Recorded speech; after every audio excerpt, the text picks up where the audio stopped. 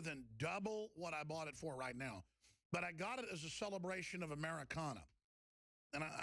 And the reason I never announced I got a Hellcat was I wanted to do a whole piece on it and properly tie it in to just how amazing the John Wayne of cars is.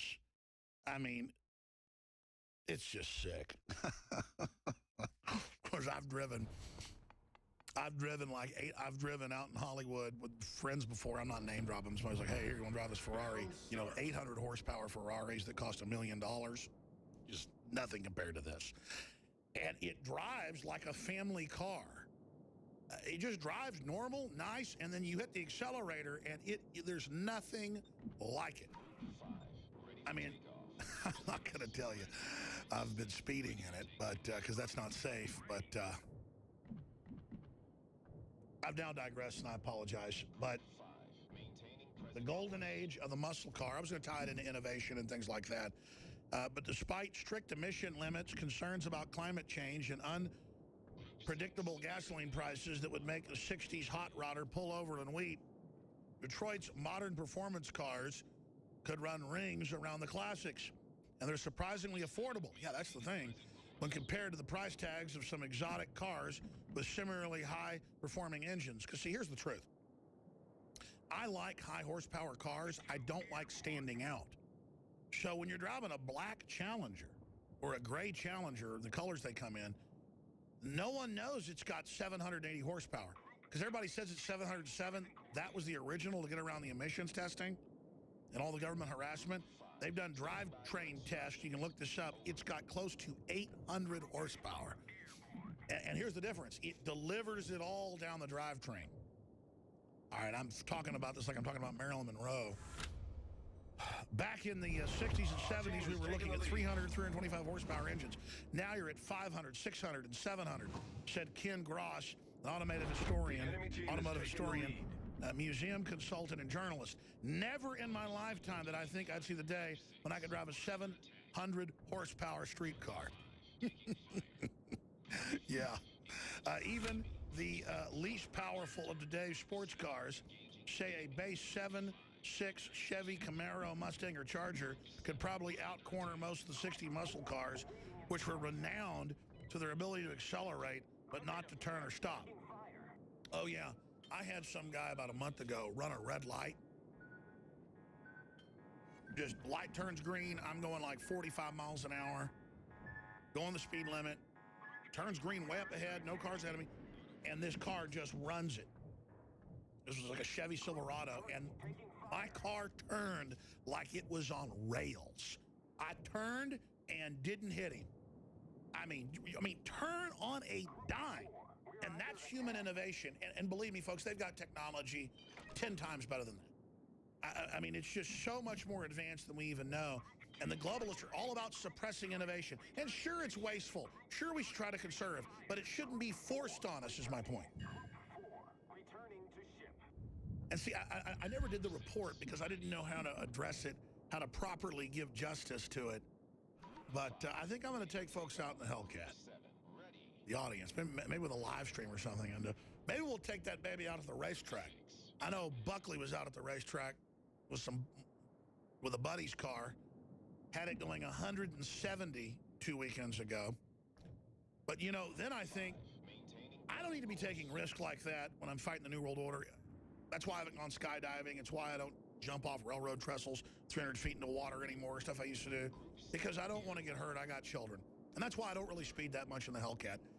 It's almost a joke that I have it because I don't really use it that much. It's just fun to be able to shoot around a couple cars real quick. And it has the twin superchargers. And and then the second you put your foot on the gas, you just hear them power up. It goes, I mean, it's amazing. And then you got folks that put big pipes on their cars because they want to sound loud. This has pipes to try to dampen it. When I fire it up, it rumbles the building in here. But I just like human innovation. I like muscle cars. I like Americana. And I'm sorry I just digressed off into this. You know, I wish that Donald Trump would be the muscle car of patriots. but I'm afraid he may be something else. I apologize, Rich, for going off on a 6-minute diatribe about muscle cars. Go ahead. No, that's cool, man. I like them too. Just a quick note, if I could, Alex. Alex, you always talk about them, about the globalists being like an alien race. Well, there's an interesting read if you ever get a chance to read it. It's an article that was changed into a book. It's called Transylvania to Tunbridge Wells by a guy named De Vere. And it's really, really interesting. These are who these people think they are.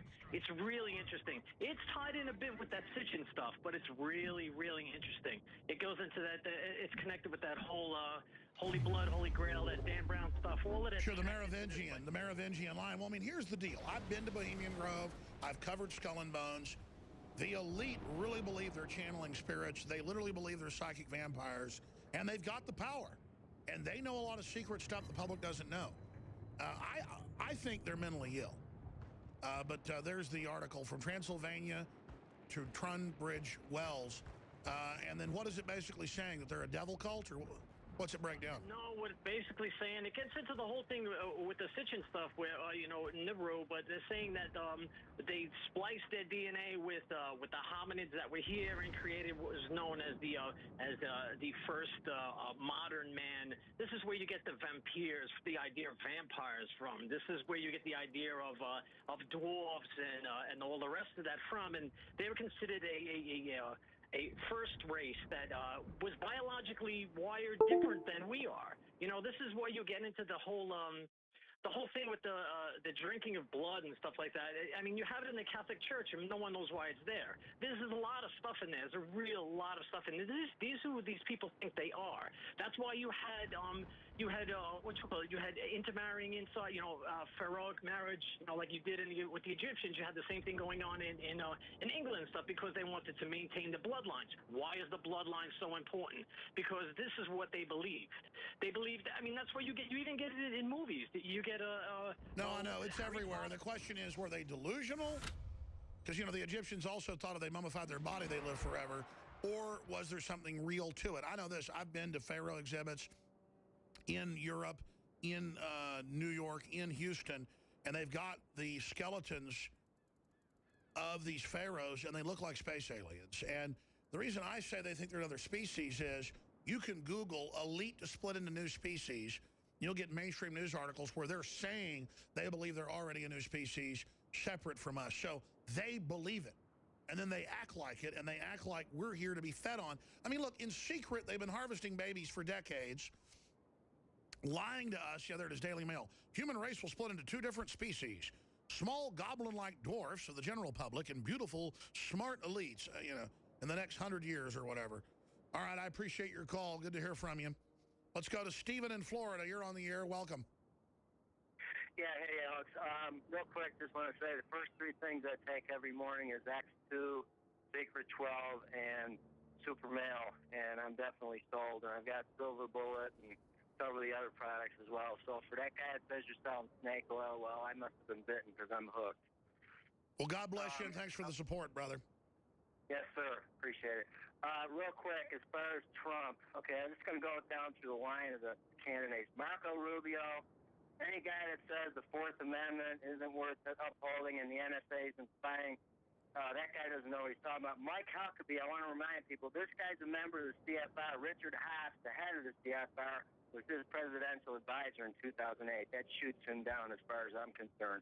Rick Perry, 2007, Bilderberg, Pakistan, violation of the Logan Act and the HPV vaccine debacle back in 2008 in Texas. He's a liar. Chris Christie, he wants to be the Republican nominee, so as far as I'm concerned, he's a fat sack of elephant dung, because that's all that comes out of him when he speaks, and he ought to be ashamed of himself the way he did with Rand Paul. Speaking of which, Ben Carson, here's a man that professes to be a Christian. He caved on the same-sex issue, but also on Hugh Hewitt's show, as David Knight showed yesterday, he criticized Rand Paul as being uncivilized, and yet Rand Paul hasn't really been that hard. He should be harder on these guys. Now, as far as Donald Trump, here's an issue nobody's bringing up about this guy, and this is why I have a problem with Donald Trump. He brought up the casino issue, and that's a biggie. And, the fact he's given to the Clintons, but Here's the one nobody's talking about. This man's an adulterer. He committed adultery on Ivana Trump. His wife couldn't trust him, so how in the world can I? It is a moral and a spiritual and a character issue. A man like that, as far as I'm concerned, should never be in the White House, even if he's saying a lot of the right things. Very interesting point, Steve. Thank you for the call. Jeff in California. I said I'd get to news, but I'm all over the map here. Jeff, you're on the air. Go ahead. Hey, Alex, how's it going? Good, brother. Hey, everybody I talk to, ask me, what do you think of Donald Trump?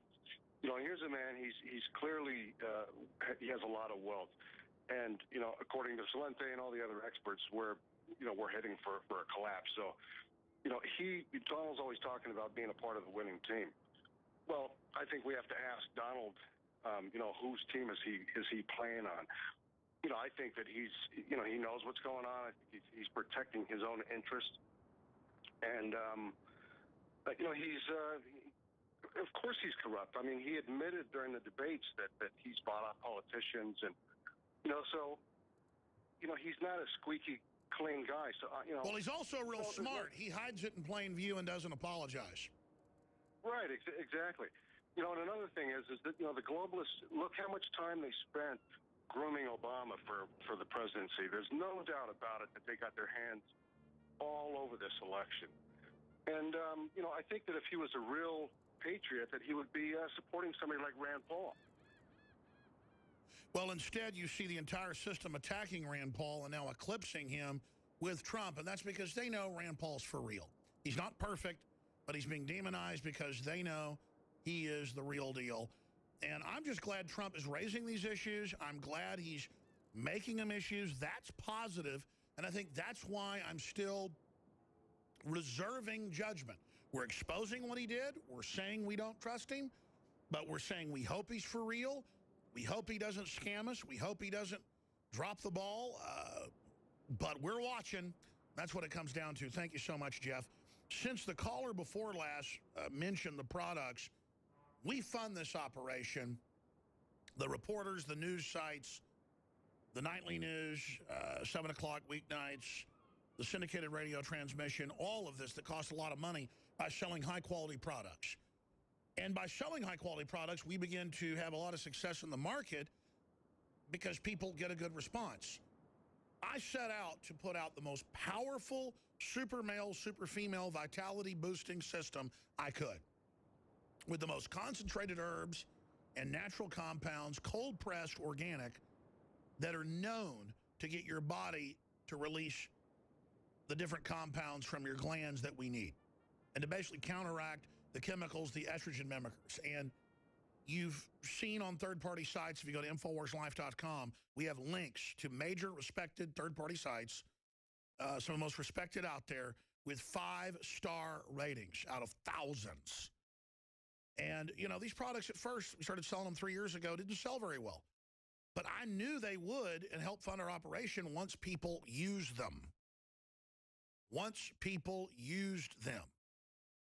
And, I mean, a lot of the vitamin heads, a lot of the real supplement snobs are getting into InfoWarsLife.com products because they're that good. And Super Mel's been sold out for almost a month. Super Mel Vitality is now back in stock. And when you purchase it, know this. Leading competitors that we know use dry herbs, but the same ingredients pretty much. It's very hard to use wet. That is, they're fresh. Are about twice, or about 80% more. Okay, so you're getting a top-flight formula for a very competitive price, and it helps fund our operation. I know we've got the best iodine, X2. I know we've got the best throat lung cleanse spray. I mean, it's like, the only problem is you got to wash the sprayer out a lot because it's so thick it clogs. I mean, it's like super heavy essential oils. Most people just put out a bunch of marketing and then put crud out. Our ProstaGuard is hands down the best prostate defense system out there with all the key ingredients at half the price of a leading competitor that just has one ingredient. And ours has just as much saw palmetto as the leading competitor and costs half as much. It has as much as leading competitor and then a whole bunch of other ingredients. 10 total ingredients. ProstaGuard. InfoWarsLife.com. Super Mel Vitality is back. This segment of the program is brought to you by Super Male Vitality. Super Male Vitality is now back in stock. InfoWarsLife.com. After being sold out for weeks. Our new emergency shipment just arrived at our warehouse last Friday.